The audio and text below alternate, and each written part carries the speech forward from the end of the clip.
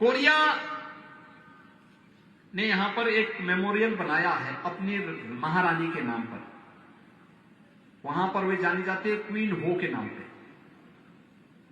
उनका वास्तविक नाम अयोध्या की दृष्टि था और राजकुमारी रत्ना था। 2000 वर्ष पहले अयोध्या की राजकुमारी दक्षिण कोरिया गई थी।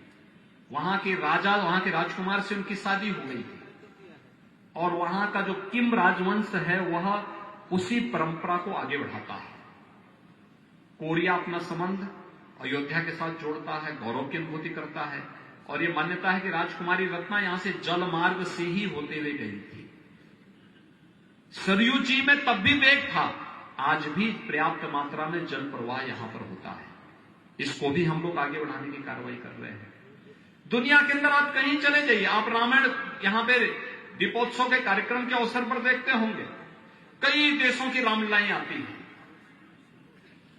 थाईलैंड की, लाओस की, इंडोनेशिया की रामलीला तो जग प्रसिद्ध है, रूस की,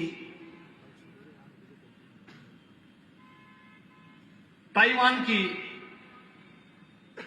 श्रीलंका की, नेपाल की, भूटान की, दुनिया के तमाम देशों की रामलीलाओं को बुलाते हैं। यहां पे मंचन होता है, देर रात्रि तक ये मंचन के कार्यक्रम चलते हैं।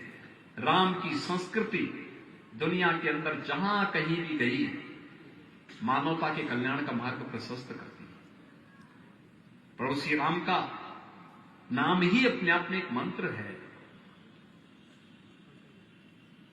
उस मंत्र को जिस रूप में जो व्यक्ति लेगा उसको उस प्रकार का फल भी प्राप्त हो जाएगा। और भाइयों बहनों, आपने देखा होगा श्री राम जन्मभूमि पर सत्ताधारी कुछ भी दावा करते रहे हों, लेकिन भगवान राम ने जब चाहा तो अयोध्या में लाखों कार सेवक आ जाते थे, अपना काम करके फिर निकल जाते थे। जो लोग उस समय धमकी देते थे, उनकी धमकी कुछ नहीं कर पाई और कार सेवकों का संघर्ष रंग लाया। अयोध्या में भगवान राम के भव्य मंदिर का निर्माण का मार्ग प्रशस्त हो गया। इससे बड़ी गौरव की बात क्या हो सकती है?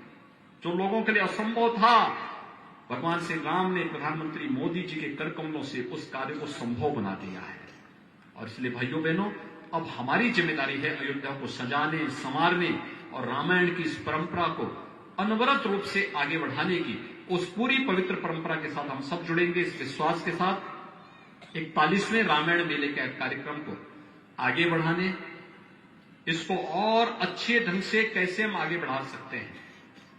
यह विवाह पंचमी के अवसर पर ही होना है, दीपोत्सव के अवसर पर होना है, कैसे कार्यक्रम होने हैं, इस कार्यक्रम के साथ एक बार विचार करके इस कार्यक्रम को हमें आगे बढ़ाना चाहिए, भव्यता के साथ आगे बढ़ाना चाहिए। वैश्विक स्तर पर इसमें संगोष्ठी होनी चाहिए, रामायण पर शोध के कार्यक्रम होने चाहिए। उस समय की वनस्पति, उस समय के जुड़े हुए अगर कुछ भी ऐसे प्रमाण हमें प्राप्त होते हैं तो उसके यहां पर शोध संस्थान में लाना, यहां के म्यूजियम में उसे स्थान देना और फिर इन कार्यक्रमों को आगे बढ़ाने के साथ ही स्कॉलरशिप देने की एक व्यवस्था को भी हमें आगे बढ़ाना पड़ेगा।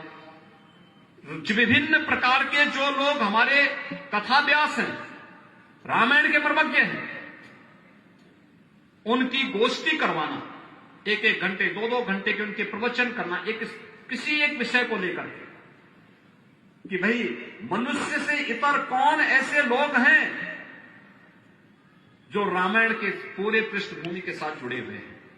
जटायु भी तो उसमें है, बानर और भालू भी तो उसमें है, तमाम अन्य ऐसे ऐसे इस सृष्टि के जुड़े हुए सभी, यानी अन्य लोगों से जुड़े हुए वे देव भी हैं, यक्ष भी हैं, गंधर्व भी हैं, जिनका प्रत्यक्ष और प्रत्यक्ष रूप से भूमिका इस पूरे अभियान के साथ हमें दिखाई देती है। इन सब पर मंथन करने की आवश्यकता है, उस कार्यक्रम को आगे बढ़ाने की आवश्यकता है, गंभीर चिंतन को आगे बढ़ाने की आवश्यकता है और दुनिया के आकर्षण का केंद्र इस रामायण मेले को बनाने की आवश्यकता है।